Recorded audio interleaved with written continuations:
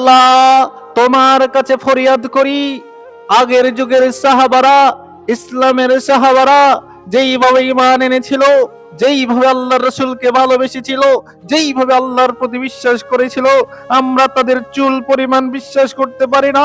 আমাদের চুল পরিমাণ ঈমান আমাদের মধ্যে নাই। আল্লাহ, জান্নাতে আমরা যেতে পারবো কি পারবো না, আমাদের আমল দিয়ে সেটা সম্ভব নয়। আল্লাহ, তোমার রহমত ছাড়া আমরা জান্নাত যেতে পারবো না। আল্লাহ, আমাদের প্রতি রহম করো। আমরা দুনিয়াতে থাকাকালীন অনেক পাপে জড়িত। আল্লাহ, তুমি আদমকে ক্ষমা করেছিল। আদম যখন বলেছিল, রব্বানা যালামনা আনফুসানা ওয়া ইল্লাম তাগফির লানা ওয়া তারহামনা লানাকুনান্না মিনাল খাসিরিন। আল্লাহ, তুমি আদমের দোয়া কবুল করেছিলে।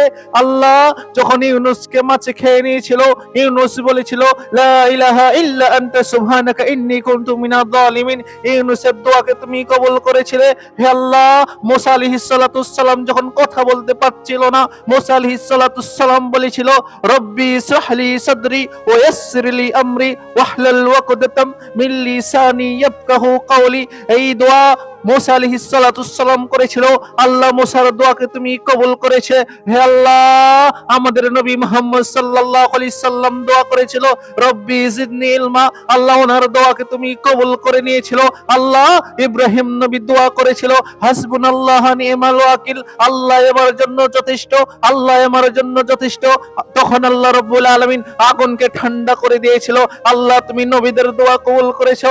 আল্লাহ, আমরা এমন কোন নেকি করি নাই যেই নেকি দিয়ে আমরা জান্নাত যেতে পারবো, এমন কোন নেকি করিনি যেই নেকি দিয়ে আল্লাহ তোমার জান্নাতকে কিনতে পারবো। আল্লাহ, আমাদের প্রতি রহম করো, আমাদের প্রতি দয়া করো, আমাদের প্রতি রহমত বর্ষণ করো।